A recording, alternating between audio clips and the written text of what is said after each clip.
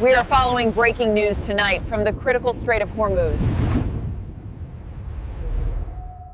A single naval mine can cost just a few $1,000s, but in the Strait of Hormuz, that same mine can freeze global shipping, send oil prices surging across continents, and force the most powerful navy in the world into one of the slowest, most dangerous missions in modern warfare.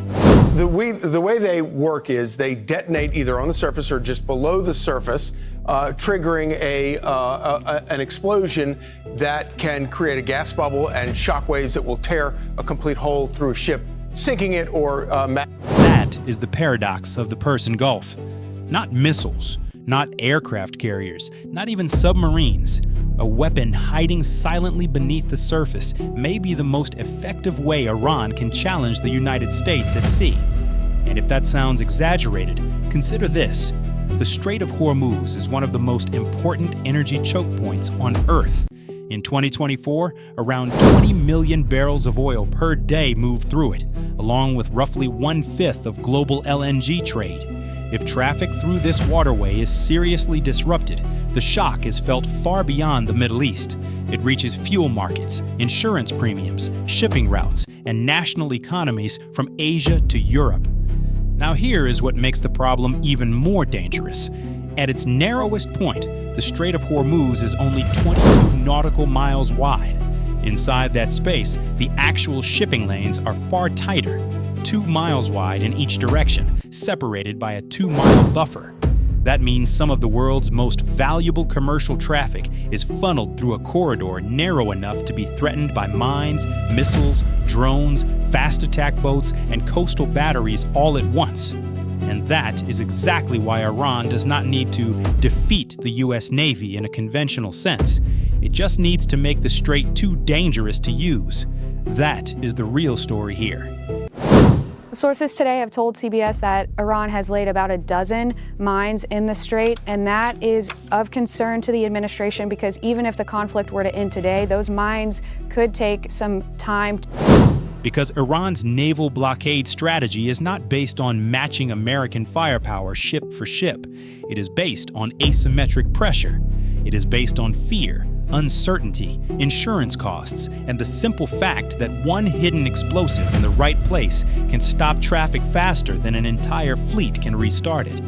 So if Iran were to seed the waters with mines, what would the United States actually have to do? Most people imagine a dramatic, high-speed operation, a few helicopters, some explosions, a quick reopening of the channel. But mine clearance is almost the opposite of cinematic speed. It is slow, methodical, nerve-wracking, and brutally unforgiving. Because before a mine can be destroyed, it has to be found. Before it can be found, the area has to be searched. Before the search begins, the force doing the searching has to survive in contested waters. And that is where the mission becomes a layered battle rather than a simple cleanup job. First, the United States would have to answer a basic question. What kind of mines are in the water? Some mines drift. Some are moored to the seabed by cables, waiting for a ship to hit them. Others sit on the sea floor and use magnetic, pressure, or acoustic signatures to detect ships above. Those bottom mines are especially dangerous because they do not need visible contact. They just need to sense the right target. And because they sit below the waterline, they're much harder to detect and neutralize. That matters because Iran is not believed to rely on just one type of mine. Iran has long been assessed as possessing thousands of naval mines, alongside fast boats, coastal anti-ship missiles, and submarines designed to complicate any American response. So the first U.S. objective would not simply be to clear mines, it would be to build a picture of the battle space. That means surveillance aircraft, maritime patrol assets, drones, shipborne sensors, sonar systems, and intelligence fusion all working together to figure out where mine laying may have happened, what routes remain viable, and where the highest risk zones are located. And this is where modern mine warfare has changed. Mine clearance is no longer just about sending a ship into danger with a cable in the water. Today, unmanned surface vessels and artificial intelligence tools play a growing role in maritime surveillance and detection. Unmanned surface vessels and artificial intelligence tools can work alongside crewed ships and command centers ashore to locate and identify objects in the water and expand maritime awareness. That may sound technical, but strategically it means one thing. The U.S. wants more eyes on the water without putting more sailors directly in the kill zone. But even with better technology, the core problem remains unchanged. A minefield in peacetime is difficult. A minefield inside a live combat zone is something else entirely.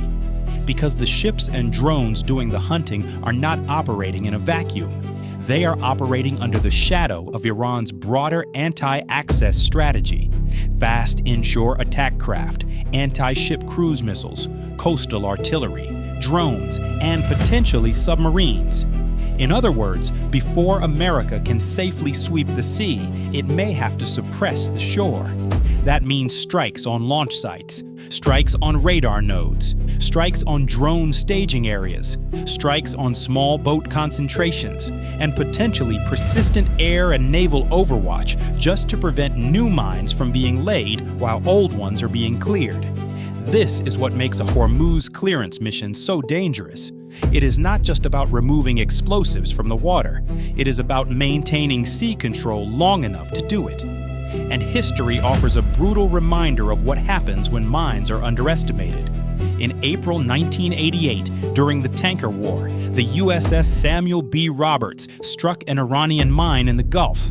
The blast tore a massive hole in the ship's hull, severely injured 10 sailors, and came very close to sinking the vessel. 4 days later, the United States responded with Operation Praying Mantis, the largest U.S. Navy surface action since World War II, destroying Iranian platforms and sinking or severely damaging multiple Iranian ships. That incident matters for one simple reason. It proved that a cheap mine can trigger a major military response. And it also proved something else. You do not need a giant fleet to challenge freedom of navigation. You just need the ability to place risk in the water. That is why Iran's mine strategy is so effective. Not because it can permanently close the strait forever, but because it can create enough danger, enough delay, and enough uncertainty to paralyze commercial movement in the short term. In fact, some analysts argue that Iran doesn't even need a perfect blockade. It only needs what amounts to an insurance blockade. Occasional strikes, a few mines, and a threat environment severe enough that ship owners, insurers, and traders decide the route is no longer worth the risk. That distinction is critical, because reopening the strait militarily is not the same thing as restoring confidence commercially. A navy can escort ships. It cannot instantly force the global market to feel safe. And this is where many simplified narratives break down. People ask, can the U.S. Navy reopen Hormuz? The more honest answer is yes, eventually, but not cleanly, not instantly, and not without risk. Convoys may help, offensive strikes may help, economic pressure may help, but keeping the strait open against a determined Iranian strategy would require time, resources, and a willingness to absorb real danger. So what would an actual American counter-blockade sequence likely look like?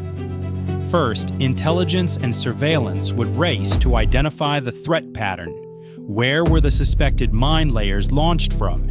Which sectors of water are most likely contaminated? Which coastal missile batteries are still active? Which fast boat bases remain operational? Can traffic be rerouted through safer approach lanes while clearance begins? Second, the U.S. and its partners would likely try to establish a protected corridor rather than clear every inch of water immediately. That is a crucial distinction. In mine warfare, the first objective is often not total sanitization. It is the creation of a usable route, a narrow, safe passage, sometimes called a Q route, through which escorted shipping can move while broader clearing continues. That may sound modest, but even that task is enormous under fire, because every sonar contact has to be investigated, every suspicious object has to be classified, every actual mine has to be neutralized, and all of that takes time. Third, unmanned systems and specialist platforms would become the stars of the operation. This is not glamorous Harrier warfare. This is niche warfare.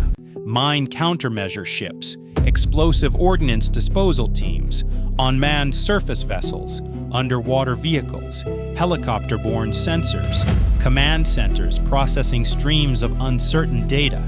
It is a fight of patience, not spectacle. And patience can be politically difficult when the whole world is watching oil prices climb. That pressure creates one more strategic challenge for Washington. The faster the U.S. wants results, the more aggressively it may have to strike Iranian capabilities ashore. But the more aggressively it strikes ashore, the greater the risk of wider escalation. So the mine clearance mission sits inside a larger dilemma. How do you move fast enough to restore navigation without expanding the war faster than you can control it? That is the trap. And geography keeps tightening it. The Strait of Hormuz favors the defender with coastal access. Iran has coastline, islands, missile positions, small boat infrastructure, and the ability to threaten the narrow shipping channel from multiple angles. Even weakened, that geography gives Tehran leverage. So if the United States succeeds, what does success actually look like? It does not look like a dramatic victory parade. It looks like something much quieter. A mapped channel, a verified route, escorted tankers moving again, insurance markets slowly calming down, missile threats pushed back, new mine laying disrupted before it spreads, and a visible demonstration that the blockade strategy can impose pain but not permanent control. That is the real contest in Hormuz. Not who fires the most missiles, not who has the bigger fleet, but who can sustain pressure longer in a narrow sea where economics and warfare collide. And that is why naval mines matter so much, because they flip the logic of power. They allow a weaker actor to slow a stronger one. They force billion-dollar warships to move cautiously against low-cost hidden threats. They turn geography into leverage, and they buy time for a strategy built not on naval dominance, but on disruption. For Iran, that is the appeal. For the United States, that is the nightmare. Because in a place like the Strait of Hormuz, the mission is not just to destroy the threat. It is to prove that global trade can still move through a corridor designed to make movement terrifying. And that means every successful mine clearance operation in Hormuz would be more than a naval task. It would be a statement that the waterway remains open, a statement that hidden explosives cannot dictate the world economy, and a statement that sea control in the 21st century is no longer just about firepower above the horizon, but about what waits silently below it.